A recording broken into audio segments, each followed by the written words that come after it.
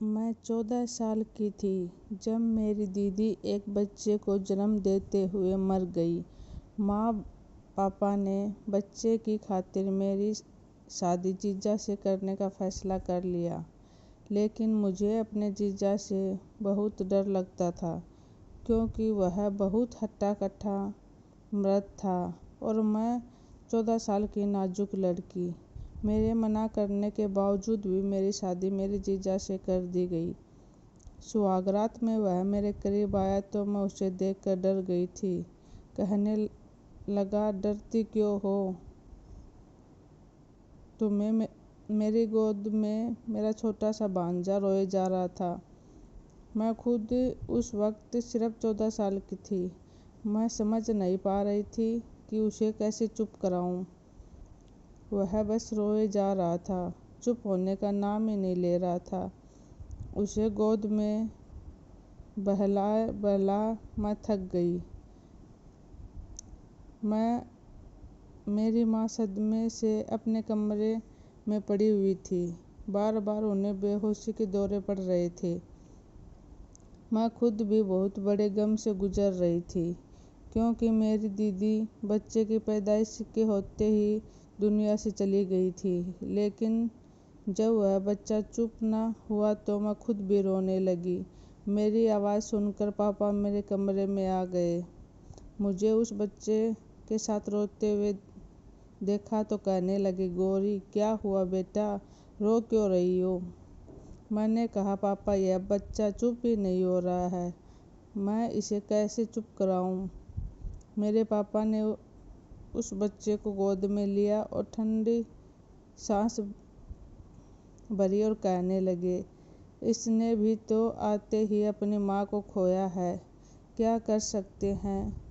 बड़ी मुश्किल से मैंने अपनी माँ को और अपने भांजे को संभाला था।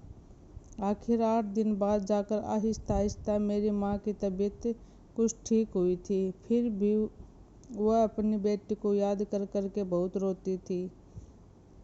लेकिन उन्होंने अपने नाते को संभालना शुरू कर दिया था। मेरी दीदी की मौत के बाद मेरे जीजा एक बार भी हमारे घर में नहीं आया।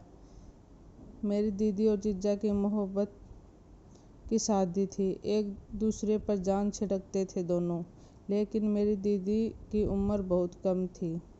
पहले तो पापा इस शादी के बिल्कुल खिलाफ थे। उनका कहना था कि अभी मेरी बहन, जिसका नाम सुहाना था, उसकी उम्र बहुत कम है और हम अभी अपनी बेटी की शादी नहीं करना चाहते।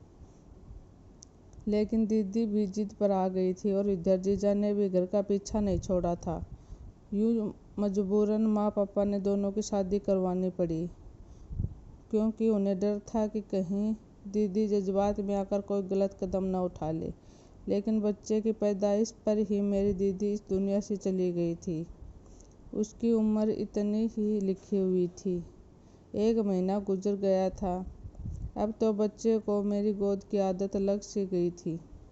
अब जीजा हमारे घर आया। उस वक्त उसकी दाढ़ी बढ़ी हुई थी, आंखें लाल थी। बस थोड़ी ही देर उसने अपने बेटे को गोद में लिया था, उसे प्यार किया था। मेरी माँ कहने लगी कि गौरी अभी बहुत छोटी है, बड़ी मुश्किल से संभालती है बिट्टू को, और मैं तो वैसे ही बीमार रहती हूँ।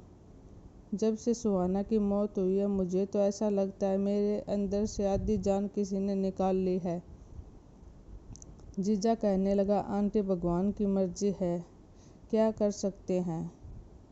आप तो फिर भी एक दूसरे से कहकर अपना दिल हल्का कर लेते हैं।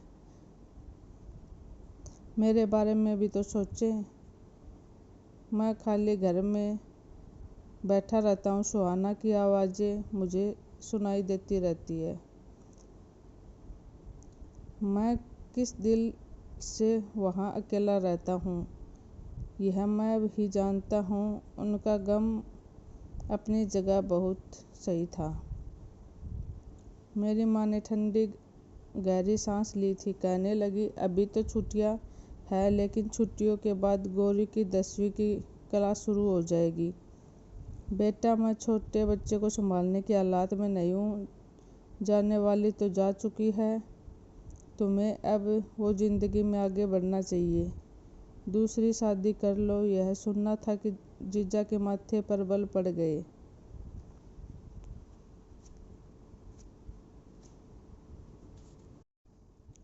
कहने लगा, आंटी आप ये कैसी बातें कर रही हो? सुहाना की जगह मैं किसी को नहीं दे सकता, कभी भी नहीं दे सकता। आप जानते हो मैंने उससे कितनी मोहब्बत की है। उसके नाम पर ज़िंदगी बरसों गुजार सकता हूँ। मेरा बच्चा थोड़ा सा बड़ा हो जाए तो मैं उसको अपने साथ ले जाऊँगा। मेरी माँ कहने लगी, मैं जानती हूँ तुम सुहाना जैसी मोहब्बत किसी से नहीं कर सकते, लेकिन तुम्हारे बच्चे को तो माँ की ज़रूरत है ना। जीजा कहने लगे, क्यों, क्या मौसी नहीं पाल सकती? गौरी तो अभी छोटी है, सिर्फ 14 साल की। आपको कौन सा अभी इसकी शादी कर देनी है? जब तक वह 20-22 की नहीं हो जाती, मेरा बेटा भी 5-6 साल का हो जाएगा और फिर मैं इसको ले जाऊंगा। लेकिन मेरी माँ कहने लगी, बेटा अब तुम्हें अपनी ज़िंदगी में आगे बढ़ना चाहिए। अगर तुम्हारा बेटा गौरी का आदी हो गया तो किसी दूसरी औरत को सहन नहीं कर पाएगा। जाहिर है आज नहीं तो कल तुम्हारी दूसरी शादी तो करनी ही होगी। यह ज़िंदगी अकेले नहीं कटेगी। वो कहने लगा, मुझे शादी करनी ही नहीं है, ना अभी और ना कभी। मेरी माँ कहने लगी, फिलहाल तुम्हारे दिल में सुहाना का नाम ताज़ा है, लेकिन मैं जानती हूँ वक्त के साथ साथ सब कुछ नॉर्मल हो जाएगा। कुछ महीनों बाद ही तुम शादी कर लेना, ताकि तुम्हारे बच्चे को उसी लड़की की आदत हो जाए जो तुम्हारी बीवी हो, वरना बाद में बहुत मुश्किल हो जाएगी। अभी तो बिट्टू छोटा है, उसकी गोद में डालो, जिसकी गोद में डालोगे उसी की गोद का आदत लग जाएगी, लेकिन बड़ा हो गया तो उसे नई औरत को कबूलने में बहुत परेशानी होगी।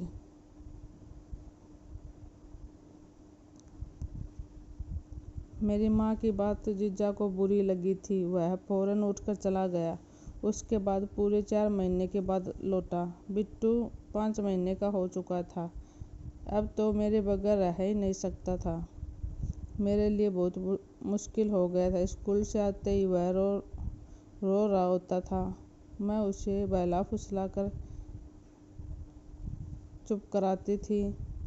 माँ आते ही उसे गोद में भरती तो उसका रोना बंद हो जाता था। मेरे साथ ही सोता था, मेरे हाथ से ही खाता था। मुझे अपनी माँ समझता था और मैं भी उसके लिए ऐसे ही जज्बात रखती थी। मुझे लगता था जैसे वो मेरा ही बच्चा है। मेरी माँ बार बार जीजा को कहती कि अपनी ज़िंदगी के बारे में सोचो, तुम्हारे बच्चे का मामला है, लेकिन वो पता नहीं क्या सोचे बैठा था। माँ के बार बार बुलाने पर भी 4 महीने बाद आया।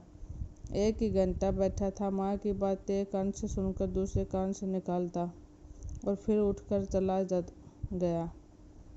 हर महीने वह कुछ पैसे मेरे पापा की दुकान पर दे जाता था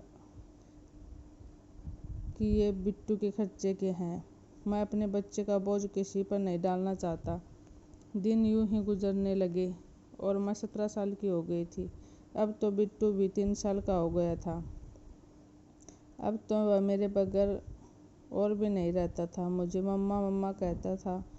उन्हीं दिनों मेरा रिश्ता भी आया था। काफ़ी अच्छे खासे लोग थे। मेरे माँ ने जीजा को बुलाया और कहने लगे, गौरी का बहुत अच्छा रिश्ता आया है और हम चाहते हैं कि उसकी शादी कर दी। यह सुनकर वो कहने लगा, मेरे बच्चे का क्या होगा? क्या बिट्टू आपकी औलाद नहीं है? आपकी बेटी की आखिरी निशानी है। अपनी बेटी की खातिर मेरे बच्चे के साथ इतना बुरा मत करे। इससे इसकी माँ मत छीनो। वह गौरी को अपनी माँ समझता है और अभी कौन सा उसकी उम्र निकल गई है। 2-3 साल और रुक जाए, तब तक बिट्टू और भी बड़ा हो जाएगा और बात को समझने लगेगा। आप देखना, मैं खुद ही गौरी की शादी बहुत अच्छे घर में करवा दूंगा।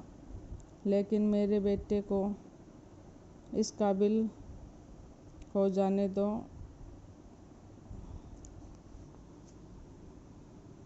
कि मैं उसके साथ रह सकूं। और वह बातों को समझने लगे। मेरी माँ कहने लगी कि तुम समझते क्यों नहीं हो दामाद, वो अभी गौरी का जान नहीं छोड़ता, उसे अपनी माँ समझता है, कुछ और बड़ा हो गया तो उसके बगैर बिल्कुल नहीं रहेगा। और वक्त का कुछ पता नहीं, मैं बीमार रहती हूँ और गौरी के पापा भी ब्लड प्रेशर के मरीज हैं। हम अपनी बच्ची की शादी देखना चाहते हैं। तुम अपने बारे में सोचो। वो कहने लगा, ठीक है, आपको इतनी ही जल्दी है तो फिर गौरी की शादी मुझसे कर दे। जीजा ने यह बात अचानक ही कही थी। मेरी माँ को इस बात की उम्मीद नहीं थी कि जीजा ऐसे भी कह सकते हैं। यह सुनना था कि मेरी माँ ने हैरत से उसे देखा और कहने लगा, तुम गौरी से बहुत बड़े हो, पूरे 10 साल बड़े हो। जीजा ने कहा, तो फिर क्या हुआ, बिट्टू गौरी को अपनी माँ समझता है, अब इसके बगैर नहीं रह सकता। और मैं किसी दूसरी औरत को ले आऊं तो पता नहीं मेरे बच्चे को माँ बच्चे के साथ कैसा सलूक करोगी।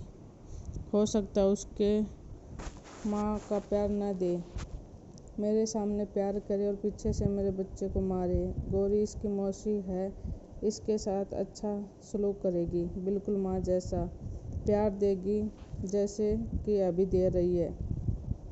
मुझे शादी की कोई ख्वाहिश नहीं है, लेकिन मुझे अपने बच्चे के लिए माँ चाहिए जो गौरी से बढ़कर और कोई नहीं हो सकती। मेरी माँ कहने लगी कि मैं तुम्हारे ससुर से बात करके देखूंगी। देखो गौरी मेरी ही बेटी है। अगर तुम उसे अपनाना चाहते हो तो पूरे दिल से अपनाना, सिर्फ बिट्टू की माँ की हैसियत से नहीं बल्कि अपनी बीवी की हैसियत से अपनाओगे तभी शादी के लिए मानेंगे। यह बात सुनकर एक जीजा के माथे पर बल पड़ गए थे। कहने लगा, आपको शिकायत का मौका नहीं मिलेगा। जीजा अच्छे खासे घराने से ताल्लुक़ रखते थे, देखने में बिल्कुल खूबसूरत नौजवान थे, उम्र 29 साल थी। कोई भी लड़की उसको देख अपना दिल दे बैठती, लेकिन मेरे दिल में उनके लिए कोई जज्बात नहीं थे। होते भी कैसे, मैं तो हमेशा अपने भाई की नज़र से ही देखा करती थी। उसके घर में किसी भी चीज़ की कोई कमी नहीं थी। जब यह बात मेरे पापा को पता चली तो कुछ सोच समझ कर उन्होंने भी हाँ कर दिया, क्योंकि वो उम्र में मुझसे काफ़ी बड़ा था, लेकिन इसके अलावा उसमें कोई कमी नहीं थी। और सबसे बड़ी दिक्कत तो बिट्टू का था। अभी बहुत छोटा था और उसे एक माँ की ज़रूरत थी। नई आई औरत का क्या भरोसा, उसे सगी माँ की मोहब्बत देता या नहीं देता। और यही सोचकर मेरे पापा ने शादी के लिए हाँ कर दी। ऊपर से उसके घर में किसी चीज़ की कमी नहीं थी। उधर भी बिट्टू भी मेरा आदी हो चुका था। मेरी माँ ने अब मेरी रजामंदी पूछी तो मैंने कोई एतराज़ नहीं किया था। जीजा में ऐसी कोई कमी नहीं थी जिस बात पर मैं एतराज़ करती, बल्कि मेरे लिए खुशी की बात थी कि अब मैं बिट्टू की देखभाल आराम से कर सकती हूँ, क्योंकि बिट्टू से मुझे बड़ा ही लगाव हो गया था। खैर, बड़ी ही सादगी के साथ मेरी और आकाश यानी मेरे जीजा की शादी कर दी। अब विदा होकर आकाश के घर आई तो मेरा दिल जोर से धड़क रहा था, क्योंकि मैंने आकाश के बारे में कभी ऐसा नहीं सोचा था। बस यही था कि वो मेरा जीजा है। फिलहाल तो मेरा दिल बिल्कुल खाली था, इसमें कोई भी जज्बात नहीं थे। मुझे लगा शायद वो मेरे साथ वैसा ही सलूक करेगा जैसे कि एक पति अपनी पत्नी के साथ करता है, लेकिन ऐसा नहीं था। घर में आते ही उसने मुझे एक अलग कमरा दिखाया था। कहने लगा कि वहाँ कोई तकलीफ़ नहीं होगी, तुम बिट्टू के साथ वहाँ सुकून से ज़िंदगी गुजार सकती हो। मैंने हैरत से आकाश को देखा था। मेरे पास आकर कहने लगा, मेरे दिल में कल भी सुहाना थी और आज भी सुहाना है और हमेशा सुहाना ही रहेगी। तुम मेरे घर में सिर्फ और सिर्फ मेरे बेटे की माँ बन के आई हो और ना ही कभी मेरी बीवी बनने की कोशिश करना। यह कहकर वह मेरे कमरे से जा चुका था और मैं चुपचाप हैरान हुई आंखों से उसे देखती जा रही थी। मेरा कमरा खाली था बिल्कुल। बिट्टू मेरी अंगुली पकड़े मम्मा मम्मा कर रहा था। मैंने अपनी आंखों से बहते आंसू साफ किए और बिट्टू को बेड पर लिटाकर सुलाने और अपने कपड़े बदलते हुए रोती जा रही थी। भले ही वह शादी किसी भी हालात में हुई हो,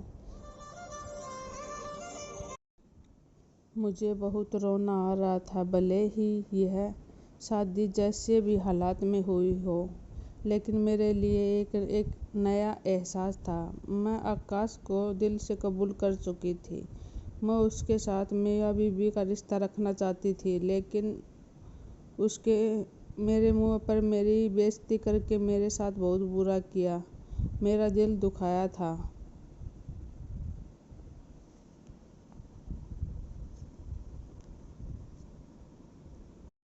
मैंने सोचा इससे तो अच्छा था कि काश मेरी माँ मेरी शादी किसी और से कर देती। कम से कम मेरे साथ अच्छा सलूक तो करता। एक आदमी तो पत्थर दिल है। कितने आराम से मुझे यह सब कुछ कहकर चला ही गया। एक बार भी नहीं सोचा कि मेरे दिल पर क्या गुजरेगी। मुझे अपनी बहन से नफरत हो रही थी, लेकिन मैं अपनी ज़िंदगी अच्छे से गुजारना चाहती थी। हर लड़की यही चाहती है कि उसका जीवन साथी सिर्फ उससे और उसी से मोहब्बत करे। पहले जब वो सुहाना से मोहब्बत करता था तो मुझे इस बात की खुशी होती थी, लेकिन मेरी बहन की इतनी खुशकिस्मत है कि उसे इतना प्यार करने वाला पति मिला है। लेकिन अब यही बात मुझे चुभने लगी थी। वह मेरे सामने ही मेरी दीदी के प्यार की आह भर रहा था। दीदी जा चुकी थी, लेकिन मैं उसकी ज़िंदगी में आ गई थी। उसका फ़र्ज़ बनता था कि वो मुझे मेरे हिस्से की खुशियाँ दे, मुझे मेरे हिस्से का प्यार दे, लेकिन उसने ऐसा नहीं किया। सुबह मैं उठी, बिल्कुल चुपचाप थी और मैंने नाश्ता टेबल पर रख दिया था। आकाश ने चुपचाप नाश्ता किया। उसने एक नज़र उठाकर भी मेरी तरफ नहीं देखा था। मैं उस पत्थर दिल आदमी को देखकर अपने दिल ही दिल में आंसू बहाती रहती। खूबसूरती में तो मैं दीदी से अधिक थी खूबसूरत, लेकिन मैं उससे कहीं ज़्यादा खूबसूरत थी। लेकिन आकाश ने मेरी तरफ नज़र उठाकर भी नहीं देखा था। उसके दिल में सिर्फ और सिर्फ दीदी बसी हुई थी। वह चला गया और हर दिन ऐसा ही गुजरने लगे। पूरा दिन या तो मैं काम करती रहती या बिट्टू में लगी रहती, लेकिन रात को ना चाहते हुए मेरी आंखों में आंसू बहने लगते। वह तो मुझे देखना पसंद ही नहीं करता था। मेरे पास आना तो बहुत दूर की बात थी। हाँ, मेरी ज़रूरत का सामान वह लाकर रख देता था। मुझे खाने पीने पहनने ओढ़ने की कोई कमी नहीं थी, लेकिन औरत के लिए यही सब कुछ काफ़ी नहीं होता। उसे पति की मोहब्बत भी चाहिए होती है, जो मुझे मिल नहीं रही थी। हर लड़की के अंदर यह ख्वाहिश होती है। मेरा मन भी करता था कि वह मुझे प्यार दे, मेरी तारीफ़ करे। एक बार यूं ही मेरा तैयार होने का जी चाहा। मैंने एक खूबसूरत सी साड़ी पहनी थी। मैंने मेकअप किया था, अपने बाल खुले छोड़ दिए थे। इत्तेफाक ऐसा था कि उसी वक्त आकाश भी घर आ गया था।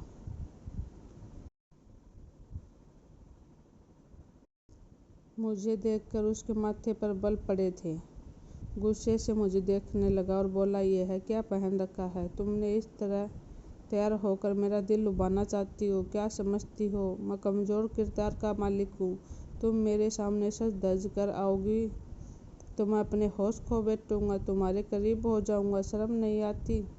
ऐसे हथकंडे इस्तेमाल करते हुए उसकी बातें सुनकर मुझे अपना आप उसके सामने छोटा महसूस होने लगा। मुझे अपनी बहुत ही बेइज्जती महसूस हुई थी। मेरी आंखों में आंसू आ गए थे। मैं तो बस यूं ही तैयार हो गई थी। मुझे नहीं पता था कि वो ऑफिस से जल्दी घर आ जाएगा और इस तरह मुझे जलील करेगा। मैं कमरे में जाकर कपड़े बदलकर फूट फूट कर रोने लगी। बिट्टू मेरे पास ही मौजूद था। मुझे रोता देखकर मेरे पास आ गया था। मेरी आंखों से आंसू पोंछने लगा, कहने लगा, मम्मा क्या हुआ? आप क्यों रो रही हो? पापा ने आपको डांटा था? मैं आपका प्यारा बेटा हूँ, ना छोड़ेंगे पापा को। मैं आपको अभी माथे पर प्यार करता हूँ, आप ठीक हो जाओगी। जिस तरह मैं उसे बहलाया करती थी, वह भी मुझे बहला रहा था। उसके माथे पर प्यार किया तो मैंने अपने आंसू साफ किए और रोते हुए अपना सारा मेकअप बिगाड़ दिया था। मेरी लिपस्टिक पूरे मुंह पर फैल चुकी थी और काजल भी गालों तक आ गया था। मेरे दिल में उस वक्त बिट्टू के लिए जरा भी कोई एहसास नहीं था, बल्कि मुझे उस पर गुस्सा आ रहा था। न जाने क्यों मुझे एकदम से महसूस होने लगा जैसे अगर मेरी ज़िंदगी में बिट्टू ना होता तो शायद आज मेरे साथ यह सब कुछ ना हुआ होता। बिट्टू की वजह से मेरी शादी आकाश के साथ हुई थी, जो कि मैं बिल्कुल नहीं चाहती थी। बिट्टू ने मेरा ऐसा हुलिया देखा तो अपने छोटे छोटे हाथों से मेरा चेहरा साफ करने लग गया। कहने लगा, मम्मा आप तो बहुत प्यारी सी भूतनी लग गई। मैं अभी आपका चेहरा साफ करता हूँ, वरना पापा डर जाएंगे, माँ आपसे भी लड़ेंगे। उसकी बात सुनकर मेरे चेहरे पर मुस्कुराहट फैल गई। वो तो मासूम सा बच्चा था, लेकिन उस दिन के बाद से दोबारा मैं कभी तैयार नहीं हुई थी। मैं तो बड़ी ही शरारती टाइप की लड़की हुआ करती थी। दिल बहुत चाहता था कि बोलूं, हंसूं, खेलूं, तैयार हूँ, मेकअप करूं और खूब रंग बिरंग के कपड़े पहनूं। लेकिन उस दिन के बाद से दोबारा सिर्फ एक बार ही मेरा दिल यह सब करने को चाहा था। मैं अब 20 साल की हो चुकी थी, मेरी सालगिरह थी और पता नहीं उस दिन मेरे दिल में क्या आई कि मैंने अपनी पसंद की लाल रंग का एक फ्रॉक पहना था। बाल भी खुले छोड़ दिए थे। अब यह दिन का समय था, अब आकाश के आने का समय नहीं था। हल्का फुल्का मेकअप भी किया था मैंने अपने चेहरे पर। बिट्टू मेरे पास भी मौजूद था। अब तो स्कूल जाने की भी उम्र हो चुकी थी उसकी। कभी कभी जब मैं बहुत ज़्यादा बेचैन होती तो मेरे दिल में बिट्टू के लिए गुस्सा आने लगता था, लेकिन अगले ही पल मैं अपने इस एहसास को झटक दिया करती थी, यह तो मेरा भांजा है, मुझे मम्मा मम्मा कहता है। मैं बिल्कुल अपनी औलाद की तरह उससे मोहब्बत करती हूँ। उसके बाप की सज़ा मैं बिट्टू को क्यों दूँ? उस दिन मैं तैयार बैठी थी जब बिट्टू ने मोबाइल में मेरी तस्वीर बनाकर आकाश के नंबर पर भेज दी। मैं इन सब बातों से बिल्कुल अनजान थी। बहुत वक्त के बाद मेरा शाही पनीर खाने का दिल कर रहा था। मैं उठकर किचन में चली गई और शाही बनाने लगी। हम दोनों माँ बेटा बैठकर अभी खाना ही खा रहे थे, तभी गुस्से से आकाश घर में दाखिल हुआ।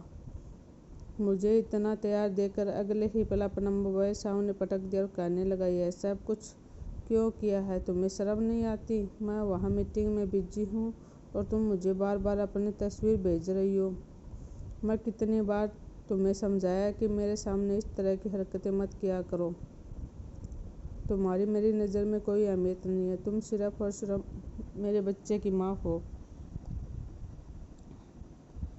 मैं बस हक्का बक्का उसका चेहरा देखती रही, क्योंकि मुझे तो कुछ नहीं पता था इस बारे में। अगले ही पल उसने मेरा मुंह दबाकर मुझे जोर से झटक दिया। मेरे हाथों से सुर्ख लाल रंग की चूड़ियाँ थी जो मैंने बड़े ही दिल से अपने ड्रेस के साथ मैचिंग करके पहनी थी। अगले ही पल उसने मेरा हाथ टेबल पर मारा और जोर से टेबल पर हाथ लगने से चूड़ियाँ टूटकर इधर उधर बिखर गई थी। बिट्टू तो डर कर पीछे छुप गया था। कांच मेरी कलाई में चुभ चुका था और मैं बस सिसकियाँ भर रही थी। मुझे तो पता ही नहीं चला कि कौन सी तस्वीर आकाश के नंबर पर भेजी गई थी। वो तो बिट्टू था जो अपनी नादानी में मेरी तस्वीर उसने अपने बाबा के नंबर पर सेंड कर दी थी। आकाश के गुस्से का निशान मैं बनी थी। शायद तैयार होना, अपनी मनमर्जी कपड़े पहनना, अपनी पसंद का खाना खाना, सब कुछ मुझ पर हराम हो चुका था। मैं अपने कमरे में बंद होकर कितनी देर तक अपने जज्बात और अपने अरमानों का गला घोट कर रोती रही। मेरी आंखों से आंसू बह रहे थे उस रात एक पल के लिए मेरी आंखें बंद नहीं हुई थी। बिट्टू दरवाज़ा बजाता रहा लेकिन मैंने दरवाज़ा नहीं खोला। वो अपने पापा के पास ही सो गया था। अगली सुबह जब मैं कमरे से बाहर निकली तो मेरा रवैया बिल्कुल बदल चुका था। आकाश मुझे पलट कर देख रहा था। उसे लगा शायद मैं कुछ बोलूँगी, कुछ शायद करूँगी, बिट्टू के साथ बुरा सलूक करूँगी ताकि उसे मुझे डांटने का फिर से मौका मिल जाए। लेकिन मैं एकदम से चुप थी। दिमाग में सिर्फ यही बात थी कि मैं सिर्फ बिट्टू की माँ हूँ। मेरा यहाँ कोई दूसरा काम नहीं है। मेरा काम यहाँ सिर्फ बिट्टू का ख्याल रखना ही है और अपने पति की ज़रूरतों का पूरा करना है। मैंने अपना मन तो कब का मार लिया था। सारी मोहब्बत, सारे जज्बात, सारे ख्वाब जो मेरी उम्र की लड़कियाँ देखती थी मैंने देखना छोड़ दिया है। बड़े प्यार से मैंने बिट्टू को नाश्ता करवाया, उसके बाद उसे स्कूल छोड़ा, घर के सारे काम काज किए। मेरे जितने भी नए सूट थे, कीमती जोड़े थे, मुझे मेरी माँ ने ला कर दिए थे।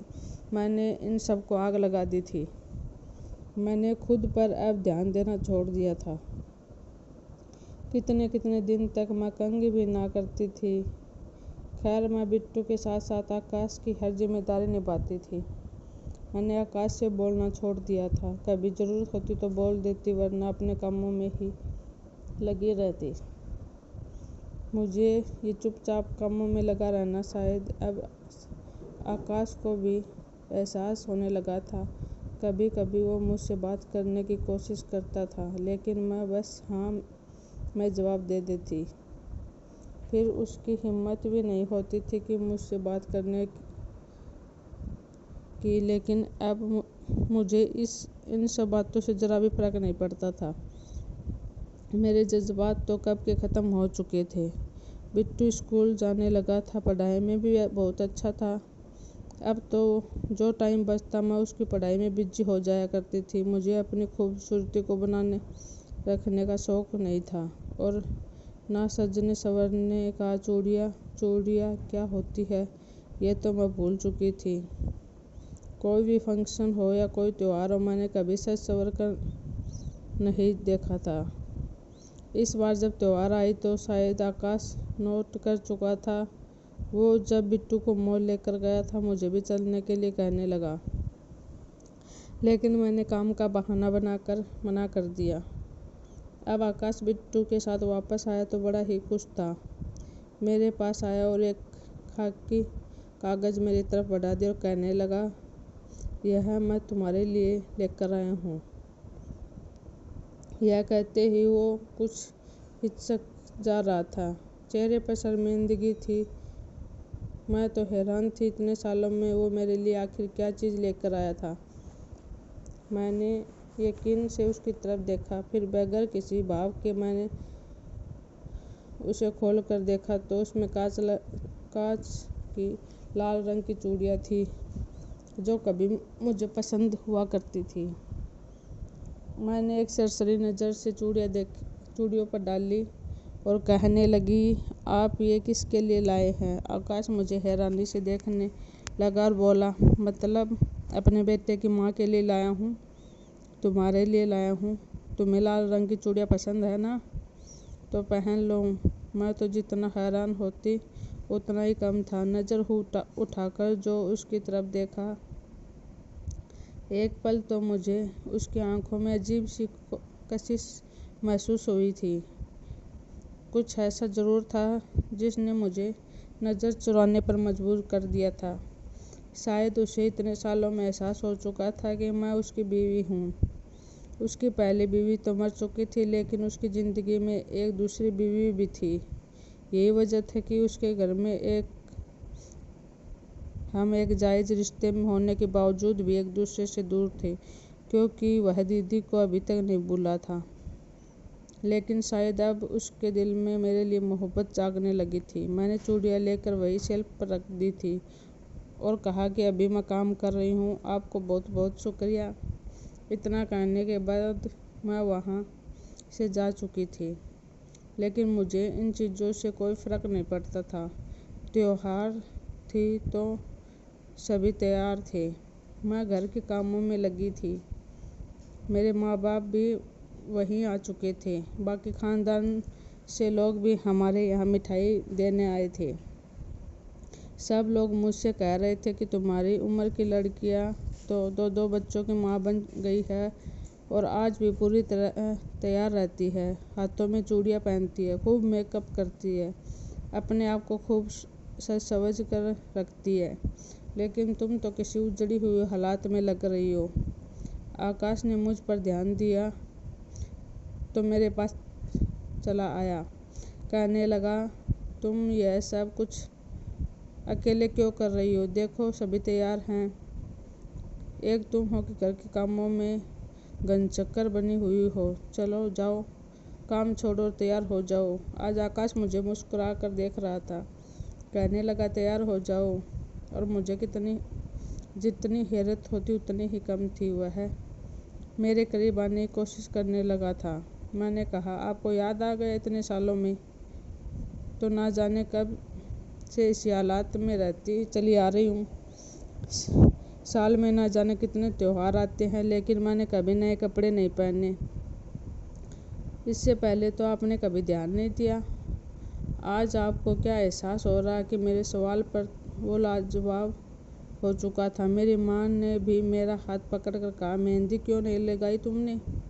और ना ही नए कपड़े पहने और ना ही नई ज्वेलरी पहनी। तुम्हारे पास तो सोने की ज्वेलरी भी पड़ी हुई है, सुहाना के हिस्से की भी तुम्हारे पास है। तुम्हारे पास किसी चीज़ की कोई कमी नहीं है। मैं बस एक फीकी सी मुस्कुराहट अपने चेहरे पर सजा के वहाँ से चली गई और उसको अपनी गलती का एहसास हो चुका था। बिट्टू हो चुका था। उसी रात को, उसी दिन जब वह बिट्टू सो चुका था, तो यूं ही अपने कमरे के बाहर गुम बैठी हुई थी। आकाश कमरे में आया। उसको देखकर मैं थोड़ी सी हैरान हो गई थी, क्योंकि रात के वक्त आज पहली बार था जब आकाश मेरे कमरे में आया था। वह मेरे सामने आकर बैठ गया, मेरे हाथ पकड़कर मुझसे बातें करने लगा, लेकिन मैंने हाथ छुड़ा लिया और कहने लगा, देखो गौरी, मैं तुम्हारे साथ बहुत गंदा सलूक किया। मैं जानता हूँ कि सुहाना की मोहब्बत में मैं अंधा हो चुका था, लेकिन यह बात तुम भी जानती हो कि सुहाना मेरी ज़िंदगी में कितनी अहमियत रखती है। हम दोनों एक दूसरे पर जान छिड़कते थे। उसका इस तरह से चले जाना मेरे दिल और दिमाग पर गहरा असर डाल गई थी। मैं तो बिल्कुल ही उसके लिए दीवाना सा हो चुका था, जिसकी खातिर मैंने तुम्हारा हक भी भुला दिया था। लेकिन वक्त के साथ साथ मुझे एहसास हो चुका था कि मैं तुम्हारे साथ बहुत गलत सलूक कर रहा हूँ। तुम मेरे बेटे को अपने औलाद की तरह पाला। मेरे बेटे के लिए तुमने अपनी सारी खुशियाँ कुर्बान कर दी। छोटी सी उम्र में ही तुमने उसे माँ का प्यार दिया। जब यहाँ आए तो जाहिर सी बात है कि मैं तुम्हारा पति था। तुम मुझे पति जैसा तो नहीं, एक दोस्त की जैसा उम्मीद तो रखने लगी थी, लेकिन इसके बावजूद मैं तुम्हारे साथ बहुत सख्त था। मेरी कलाई पर भी अभी भी उन टूटी हुई चूड़ियों के निशान थे। वह निशानों को छूकर आकाश कहने लगा कि मैं तुम्हारे साथ रिश्ता आगे बढ़ाना चाहता हूँ। मेरे दिल में तुम्हारे लिए बहुत बहुत प्यार है। कहीं ना कहीं मैं तुमसे बहुत मोहब्बत करने लगा हूँ। तुम्हारे साथ ज़िंदगी की नई शुरुआत करना चाहता हूँ। आकाश की आंखों में खुमारी छाने लगी थी। उसने अपने साथ लाई हुई लाल रंग की चूड़ियाँ मेरे कलाई में पहनाई। धीरे धीरे मेरे करीब आने लगा था। उसकी बातों का मतलब समझ रही थी, लेकिन अब मेरे जज्बात ख़त्म हो चुके थे। मैं वहाँ से उठकर खड़ी हो गई। यह सब अरमान मेरे दिल में कब के ख़त्म हो चुके हैं। मैं पलट कर उसे देखा और कहा कि मैं सिर्फ़ और सिर्फ बिट्टू की माँ हूँ। इससे ज़्यादा मेरी और आपका कोई रिश्ता नहीं है। मेरे अंदर भी जज्बात थे। कभी मैं भी दुआ करती थी कि आप मेरे अच्छे पति बन कर रहेंगे, मुझे मेरे हिस्से का हक देंगे, मुझे अपने हिस्से का प्यार देंगे। मैं भी अपने आप को बाहों में के सामने तड़प रही थी, लेकिन अब मेरे सब जज्बात मर चुके हैं। मेरा सारा प्यार ख़त्म हो चुका है। आपने तो मुझे नज़र उठाकर भी नहीं देखा था। मेरा दिल चाहता था कि मैं भी तैयार हूँ आप मेरी तारीफ़ करें, मेरे लिए तोहफ़ा लेकर आए, मुझे बाहर घुमाएं, मेरा ख्याल रखें। मेरी हर मुश्किल वक्त में आप मेरे साथ खड़े रहे, लेकिन आपने ऐसा बिल्कुल नहीं किया। हर वक्त आपने मुझे जलील किया। मुझे हर वक्त यह बताना चाहा कि मैं दूसरी हूँ, सिर्फ दूसरी, और बिट्टू की माँ हूँ। अब जब सब जज्बात ख़त्म हो चुके हों तो आप मुझे सुहाना ख्वाब दिखा रहे हो, मुझे समझाना चाहते हैं कि मैं आपके साथ नई ज़िंदगी की शुरुआत करूं। तो देखिए, अगर आपके अंदर जज्बात जाग रहे हैं तो और अपने अंदर के जज्बात को ठंडा करना चाहते हैं तो बेहतर है कि जाएं और दूसरी औरत से शादी कर ले जो आपकी ज़रूरत को पूरा कर सके। मैं सिर्फ़ और सिर्फ बिट्टू की माँ हूँ, इसके अलावा कुछ भी नहीं। मेरी तरफ से आपको खुली आज़ादी है कि आप तीसरी शादी कर सकते हैं। इतना कहने के बाद मैं कमरे से निकलकर बालकनी में चली गई। कुछ देर के बाद आकाश मेरे कमरे में से जा चुका था। मैं वही बालकनी में खड़ी कितनी देर तक अपने आंसू उतारती रही। मैं चाहकर भी उसके लिए अपने अंदर जज्बात नहीं बना पा रही थी। औरत जब एक बार अपने दिल के दरवाजे किसी मर्द के लिए बंद कर लेती है तो चाहे कुछ जो भी मर्जी हो खोल नहीं सकती। औरत महरून नहीं होती। बार बार जलील करने के बाद अगर कोई यह समझता है कि वह उस औरत को फिर से पहले जैसा कर देगा तो यह उसकी सबसे बड़ी गलतफहमी है। ऐसी ही अच्छी कहानियों के लिए हमारे चैनल को सब्सक्राइब करें। Thank you for watching.